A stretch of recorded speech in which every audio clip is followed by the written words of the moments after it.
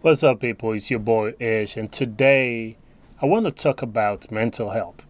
Now, back when the podcast was called, apparently, Mr. Gander, I believe it was episode 3, I talked about mental health, shared what I thought about it, and my concern and how it's affecting black men.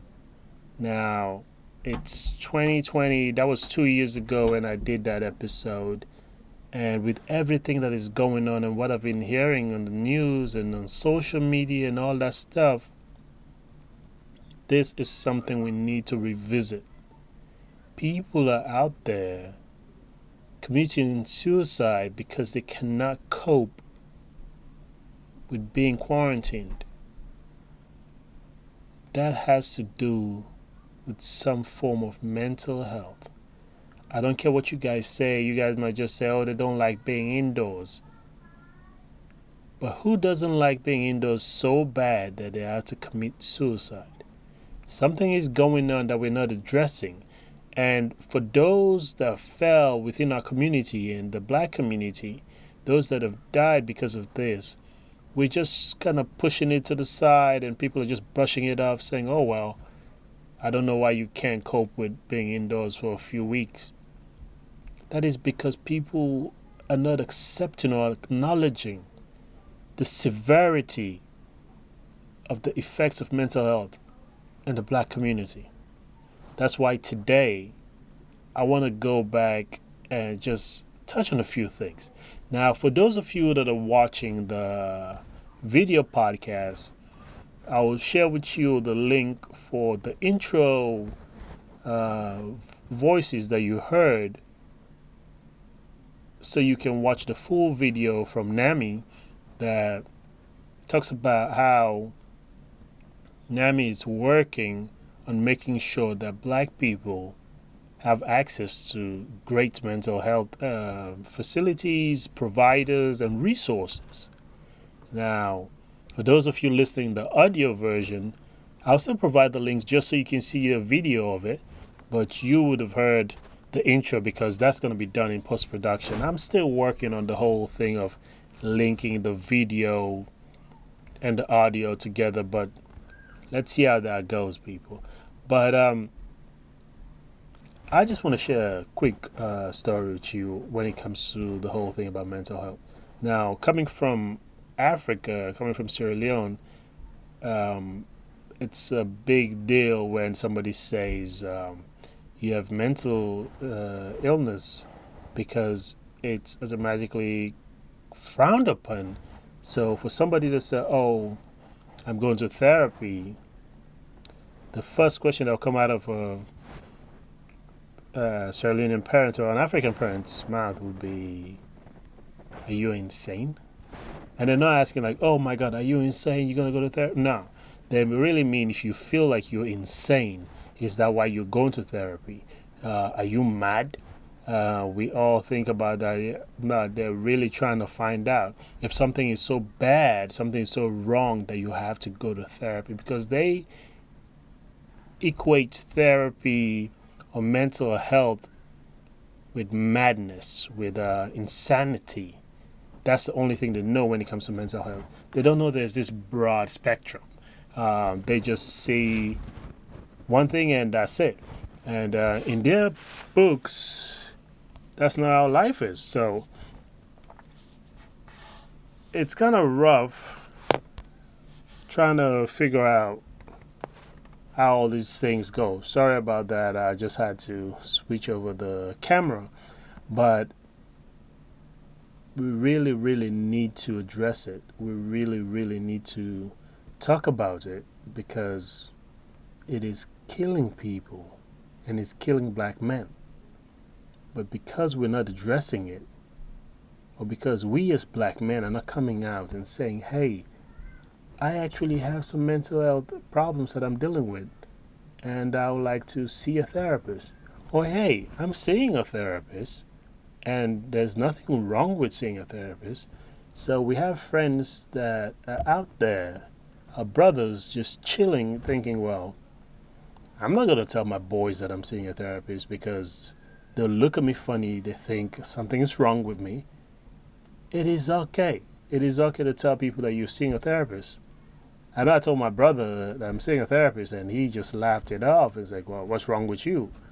But and he works in that arena, so he understands. But it's just, it's in our nature as black men, as black people, to kind of shrug that thing off because black don't crack, black people don't get infected by this, black people don't get affected by that.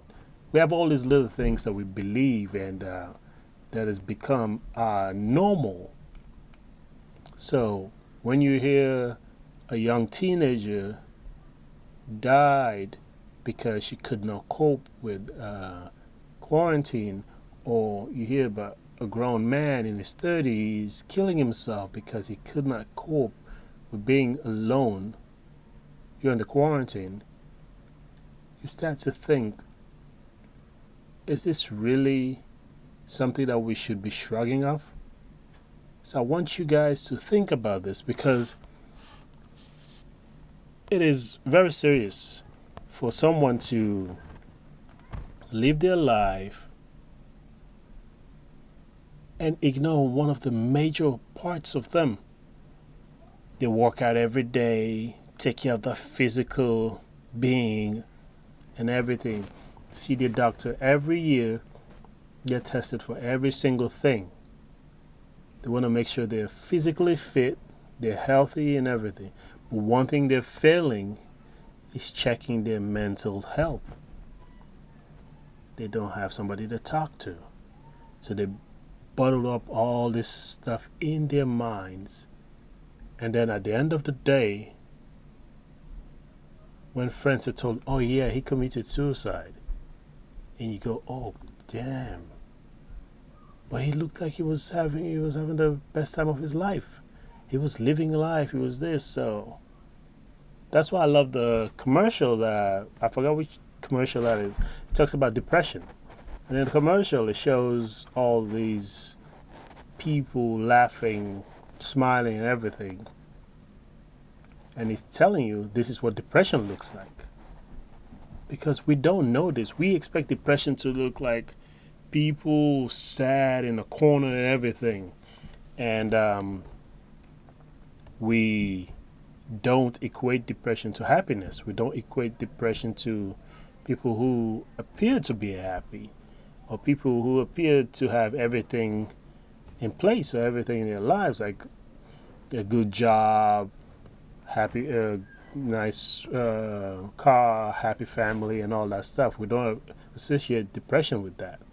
We just think depression is a person that has lost their job, the person that is in a abusive relationship and all that stuff. I'm not saying those people are not depressed. They are. But we are so focused on the negative picture of what depression looks like that we're missing out on the much more subtle picture of depression, which is the most dangerous one, I believe. Because when you don't see it and they're in need of your help, but you can't offer the help because you don't see it, and then by the time you realize they're depressed, they've done something either to themselves or to their family members, to their loved ones, and it's too late at that point. That's when you go, damn, I wish I was there. I wish I knew what was going on. But this is something that we really, really need to face, and something that we really, really, really need to address, especially during this time of COVID-19, because we're all indoors. We can't check on our friends all the time. But pick up a phone, call your friends, talk to them. Bruh, if you're in need of that companionship, call your buddies, talk to them, let them know what you're going through. Do not hold this in thinking you're a black man, you're a proud black man, you're African king and all that stuff, which you're all kings. But even a king needs his court, he needs his people, he needs his boys. A king does not function by himself. A king is not an island. I want you to understand that you being a king means you have all these people around you. All these people you can reach out to, all these people you can talk to. So let's make sure we're reaching out to one another, checking up on each other, and let's circle back and come to the fact that we need to make mental health a bigger thing than it is right now. We're so focused on the physical health part that we're missing the mental health part. This is going to be a short episode. This is just a short thing. I just want to touch base with you guys, let you guys know that a few things have been working behind the scenes, and see if you guys like the new studio, the pit, and we're going to have episode 13 coming up next week, Friday, because the episodes come every other Friday. And then after that, I have a few people lined up that we interviewed that we're going to get the ball rolling on having those episodes come back out and just start getting you guys your regular dose of loudly saying it. Now, usually before we end the show, we usually talk about, or I'll ask a guest what is one issue that is affecting black men that they would like to say out loud, and how are they addressing that issue in their everyday life. Well, for me, that one issue is the issue that I've talked about from the start of this episode. Mental health. It is killing our brothers out there. What am I doing? I am making sure people are getting comfortable with it. I'm making sure people don't feel awkward when the issue of mental health is raised. I talk about it. I tell people that I go to therapy. I tell people about the things I've learned from therapy. I tell people that mental health is very serious.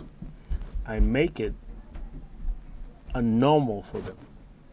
Because once you have the new normal, then you don't feel as embarrassed, or you don't feel like it's taboo for you to talk about it or for you to address your mental health. But I want to thank you guys for joining me for this short podcast episode. This will be a mini episode, a mini episode. I don't know if that's a word, but if it's not, let's make it a word, a mini episode. And hopefully you guys will share this and you guys will start talking to your friends. And brothers, if you need to talk to somebody, connect with me on Instagram, all right? It's at Mr. Ganda. That's at MR_GANDA. I'll post that link on the YouTube video and as well on the description for the audio version on iTunes. And like, share, review, rate. Give it a 5-star, give it whatever you think it is, and let me know what you think and how you're feeling. All right? Let's talk about this, guys. It is our lives and the lives of our loved ones that are in danger if we refuse to accept the severity and the importance, whatever big word you want to use, for mental health. I love you guys. Catch you guys on the flip side.